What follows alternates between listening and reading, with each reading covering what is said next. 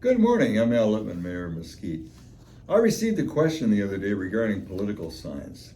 The individual asked what the guidelines are for these signs and who removes them if they're not in compliance. Mesquite has an ordinance regarding signs, and they can be placed 60 days before an election and must be removed 15 days after. Of course, sometimes a sign is missed by a candidate or they're placed by a candidate from out of the area and they don't know our ordinance in Mesquite. Our code enforcement will usually remove them as quickly as they see them and bring them into storage at City Hall to be picked up later. Signs cannot be on the right of way, and there's a number of other restrictions if you're putting up political signs. Now, a question did come up a couple years ago at an election about a candidate that said, wait a minute, I have freedom of speech and I can put them on my property if I so desire and leave them all the time. And we didn't argue the point with the individual. Because he's probably correct on individual properties. On residential property, our ordinance says you cannot have more than one sign per political party, one sign per candidate, and one sign per ballot issue.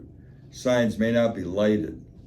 Again, on your own property, you can probably do what you wish as long as nobody complains as a neighbor or an HOA. And they cannot be placed on city-owned property or on light poles or other utility structures. Again, this is for Mesquite, and it can vary in other jurisdictions. Mesquite has a large senior population, as well as other communities. And sadly, many of these seniors have been falling for scams that target them. Yes, we do have a very proactive police department, but it's amazing how fast the scammers can work and that people call for these scams. I know most of you watch my videos will not fall victim to anything like this. But please, if anybody calls you on the telephone, it's the easiest thing to do is if you don't know who they are, hang up. If they say they're from any government agency or the police or the IRS or the Postal Service or transportation companies, whatever, they don't call, okay? Just hang up. And never answer the phone, by the way, by using the word yes, not even one time. Just say hello, and if somebody asks who you are, whatever, say something like what. Now, there's a reason behind that, because now with artificial intelligence devices, they can use your yes and put you into a verbal contract or other documents. Just last month, AARP came out with an entire edition, literally, that went over the latest scams. Unbelievable, but people fall for them because they're experts at it and we are not. Last week we had our 9/11 ceremony. There was a very good turnout, but I hope as the years pass it gets larger and not smaller. Again, thank all of you for attending to pay your respect. On the 17th, that's tomorrow, at 12:15 at Veterans Park, we'll be celebrating the signing of the Constitution of the United States. This is a very worthwhile program to attend. Bring a small bell to the event and a chair if you wish. The program is about 45 minutes long. Got a call from a lady a couple weeks ago who asked me to look into unsanitary conditions of a neighbor's property. The pool apparently was green, and that brings mosquitoes, as you know, and they could be West Nile.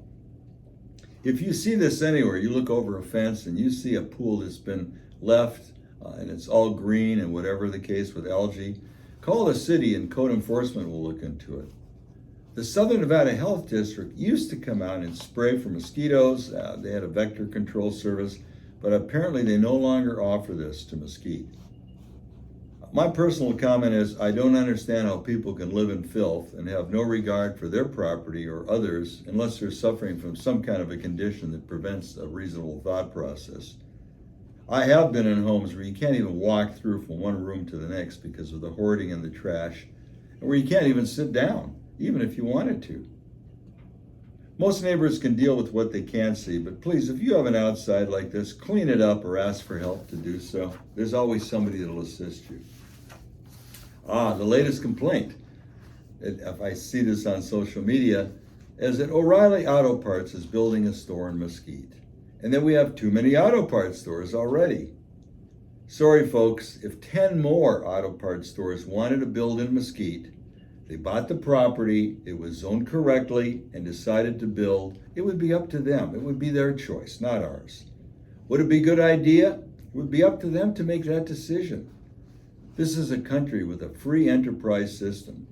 I know everyone wants something different that we don't have, and that's fine. If Target wants to build here, or Aldi's, or a clothing store, or a butcher shop, or another theater, or whatever, they can.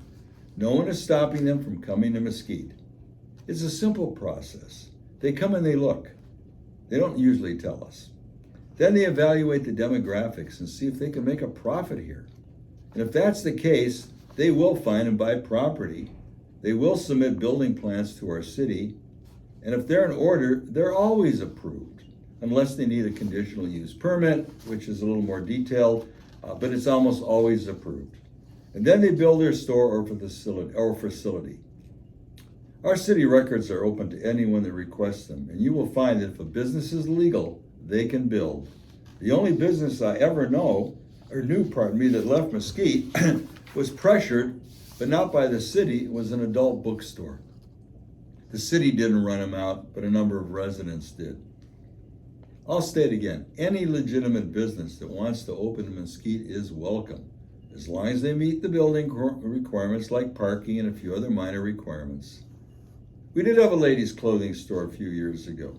They even sold shoes because somebody asked me, we don't have a ladies' shoe store. That's correct. The owner decided to retire. Anyone with interest could have opened in the same location, but no one did. If someone wants to buy a piece of city-owned land, it's a bit different because if the business meets certain criteria, we can even discount the land based on the number of employees they will have, wages paid, and a few other things. This was done many years ago in the 1990s with Do It Best Corporation, and more recently with the truck stop off the 118. And we can do the same for housing if property is workforce housing and meets certain criteria. I hope I've explained this clearly. We want business to come to Mesquite, but we can't force them. It's ultimately their choice, and as we grow, they will come. We'll see you next week. Thank you.